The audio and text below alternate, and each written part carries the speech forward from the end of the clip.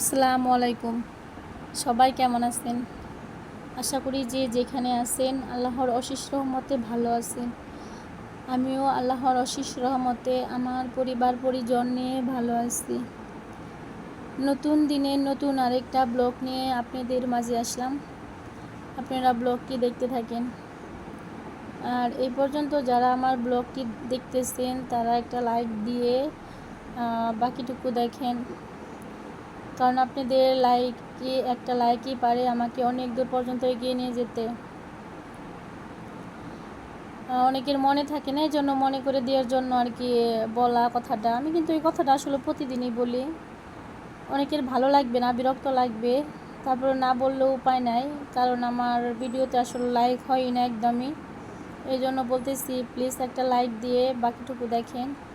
আর যারা নতুন আছেন তারা আমার ভিডিওর যদি কোনো অংশে ভালো লেগে থাকে তাহলে সাবস্ক্রাইব করে পাশে থাকবেন, কমেন্টস করবেন, শেয়ার করবেন।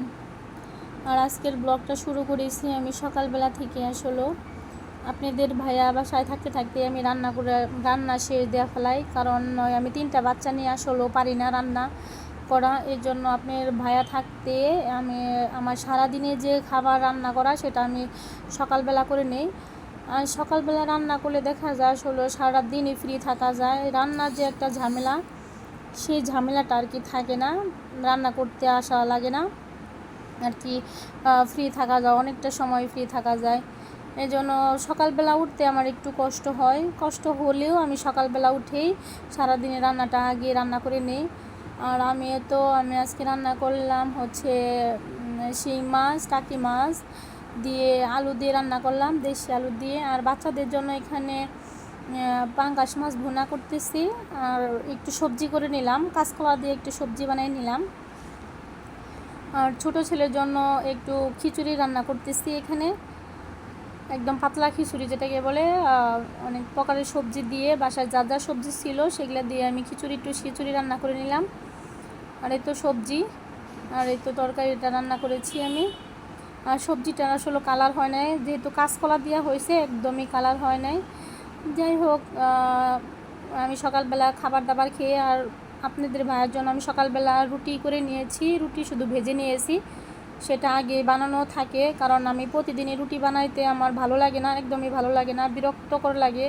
যে পর্যন্ত রুটি বানাবো সে পর্যন্ত আমি ভাত তরকারি রান্না করে খেয়ে উঠবো। এই জন্য আমি আগেই রুটি বানিয়ে রাখি, ফ্রিজে রাখি, সেটা শুধু খাওয়ার সময় বের করে খাই, ভাজা খাই। আর প্রতিদিন আসলে রুটি বানানো সম্ভব না, বাচ্চা নিয়ে দেখা যায় লং একটা সময় চলে যায়। এই জন্য রুটি প্রতিদিনই ঝামেলা করি না। রুটিটা বানিয়ে রাখছিলাম, সেটা রুটি করে দিয়েছি। সবজি দেখে চলে গেছে, দোকানে যায়, ও দোকানে চলে গেছে। আর মেয়েকে খাওয়িয়ে পাঠিয়ে দিয়েছি। আর আপনাদের ভাইয়ার লাঞ্চটা আমি দিয়ে দিয়েছি, দুপুরের জন্য যে লাঞ্চটা নিয়ে যায় সেটা আমি দিয়ে দিই, ও আর বাসায় আসে না। আর মেয়েকেও স্কুলে পাঠিয়ে দিয়ে তো আমি রুমে চলে এসেছি,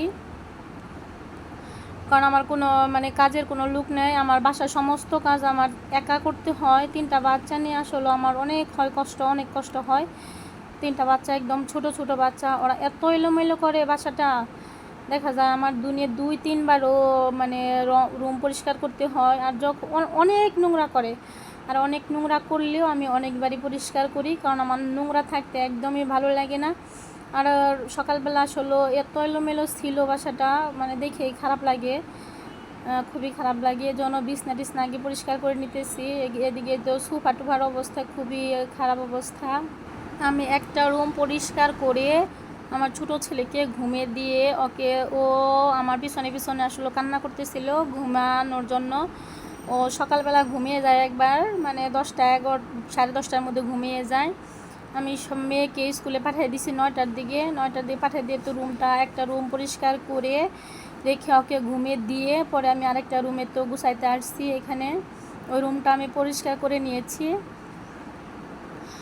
আর আসলে একা একা রুমে সমস্ত কাজ করলে খুবই কষ্ট হয়, কোনো হেল্পিং হ্যান্ড ছাড়া কাজ করতে। তারপরেও ভালো লাগে, ভালোবেসে কাজগুলো আমি করি, কারণ আমার সংসারটাকে আমি খুবই ভালোবাসি। আর এই সংসারটাকে ভালো রাখার জন্য আমি দিনরাত আসলে অনেক পরিশ্রম করি। আর রুম টুম আসলে এলোমেলো থাকলে দেখা যায় নিজের কাছেও ভালো লাগে না, একদমই শান্তি লাগে না। অনেক পরিশ্রম হয়, মানে বাচ্চারা সারাক্ষণই অগোছলা করতেছে। যাদের ঘরে বাচ্চা আসে সেই মায়েরাই বুঝে আসলে বাচ্চারা কতটা নোংরা করতে পারে। এতটা ছোট ছোট বাচ্চা যে এদের কেউ কিছু বলাও যায় না, যে কিছু বলবো যাই কি আর করার, ওদেরকে আসলে মানে বুঝিয়ে টুজিয়ে রাখা হয়, সারাক্ষণই বুঝিয়ে রাখা হয়। এই কাজগুলো আসলে যদি বড় মানুষ করতো তাহলে অনেক রাগারাগি করতাম হয়তো, বা তোমরা নোংরা করো কেন, অনেক তাদের সাথে ঝগড়া বাজে দিতাম। কিন্তু নিজের পেটের সন্তান আসলে কিছু বলিও না, শুধু বুঝিয়ে বুঝিয়ে রাখি। আর এই তো আমার আসবাবপত্রগুলো আমি মুছে নিতেছিলাম। এগুলো আমার প্রতিদিনের কাজ, আমি প্রতিদিন আসবাবপত্রগুলো মুছি, না মুছলে ভালো লাগে না। আর এই তো এই রুমের বিছানা টিছানা আমি সব কিছু পরিষ্কার করে নিতেছি। আমার ছোট্ট একটা বাসা, তারপরেও আলহামদুলিল্লাহ আমি বাসাটাকে যতটুকু পারি সাজিয়ে গুছিয়ে পরিষ্কার করে আমার যত যায় আছে আমি পরিষ্কার করে রাখারই চেষ্টা করি। কারণ আমার যা আছে আলহামদুলিল্লাহ আল্লাহর কাছে হাজার হাজার শুকরিয়া, আমি আর কি এতেই সন্তুষ্ট। আমি অনেক আপুদের দেখি অনেক অনেক সুন্দর সুন্দর জিনিস, আমার যা আছে আসলে আমি তাই নিয়ে ভিডিও করি, এতে আমার কোনো আফসোস নাই। আলহামদুলিল্লাহ আমাকে আল্লাহ পাক যতটুকু দিয়েছে তাই নিয়ে আমি ভিডিও করি, আর সেটাই আপনাদের মাঝে দেখাই। আমার দৈনন্দিন কাজের রুটিনগুলো আপনাদের কাছে শেয়ার করি আর কি। আমি প্রতিদিন যা করি আসলে মেয়েদের কিন্তু প্রতিদিন একঘেয়েমি কাজই এগুলাই করতে হয়।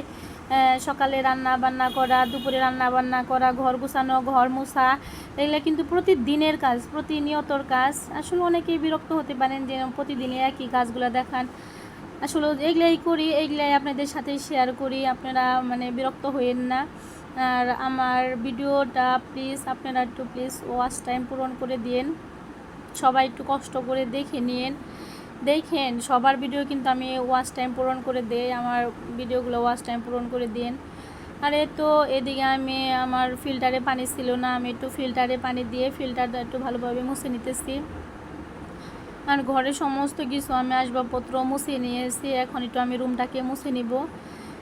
কারণ দিনে আমার একবার করে মুছতে হয়, বাচ্চারা অনেক খাবার টাবার ফালায়, দেখা যায় আঠা আঠা একটা ভাব, তেল চিটচিটে একটা ভাব সেটা থাকে। এই জন্য আমি প্রতিদিনই আমার নিজের কাজগুলো আমি নিজেই করি। আসলে আমি কাজ কখনো ফেলে রাখি না, যখনকার কাজ আমি তখনই করি। আর একটা সময় একটা টার্গেট নিয়ে কাজ করলে দেখা যায় অল্প সময়ের ভিতরে সব কিছু করা হয়ে যায়। আর এই তো কিছু কাপড় চোপড়ে ছিল, আমি সেগুলাও ধুয়ে নিলাম। আমার বাচ্চাটা এদিকে উঠে গেছে, আমি ওকে ঘুমে দিয়ে নিয়ে আমি কয়েকটা কাপড় চোপড় ভিজেছিলাম, ওই রুমের বেডশিট যেটা উপরের আর কি ওয়াটারপ্রুফ চাদর সেটা আমি ভিজিয়ে নিয়েছিলাম। আরও কিছু টুকিটাকি কাপড় ছিল আপনাদের ভাইয়ার বাচ্চাদের, প্রতিদিনই যাদের ঘরে আসলে বাচ্চা আছে তারা বুঝতে পারে প্রতিদিনই কাপড় চোপড় ধুইতে হয়। ওই কদিন আসলে বৃষ্টির কারণে তো প্রতিদিন হয়তো বা ধোয়া হয় না। তারপরে বাচ্চাদের কাপড় কিন্তু মাস্ট বি প্রতিদিনই ধুইতে হয়, ওদের কাপড় আসলে ফেলে রাখা যায় না। আর আমি তো ফাইনালি আমি কাপড় চোপড়গুলো ছাদে শুকিয়ে দিয়ে আমার তো রুম টুম আমি সব বুঝতে গাছ করে নিয়েছি। এখন বাজে সকাল 11টা বাজে। আর আমার মেয়েকে বিদায় দিয়ে আমার মেয়েকে স্কুলে দিয়েছি আমি 9টার দিকে, তো এখন বাজে 11টা। 2 ঘন্টার মধ্যে আমার সমস্ত কাজ করা শেষ। আমার বাচ্চা ঘুমিয়ে গিয়েছিল, এখন ওদেরকে গোসল করাই দিব। আমি সব পরিষ্কার করে নিয়েছি।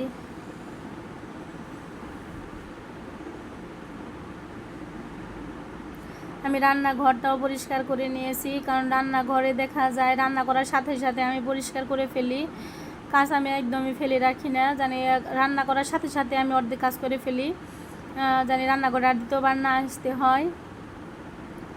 আর এই তো আমার সোনা বাচ্চা দুটাকে আমি গরম পানি করে, হালকা গরম পানি করে ওদেরকে দিয়ে দিয়েছি গোসলে, এখন ওদেরকে গোসল করে দিব। আর এই পর্যন্ত যারা আমার ভিডিওটা দেখছেন তাদেরকে অসংখ্য অসংখ্য ধন্যবাদ। সবাই ভালো থাকবেন, নতুন আরেকটা ব্লগে দেখা হবে। আল্লাহ হাফেজ।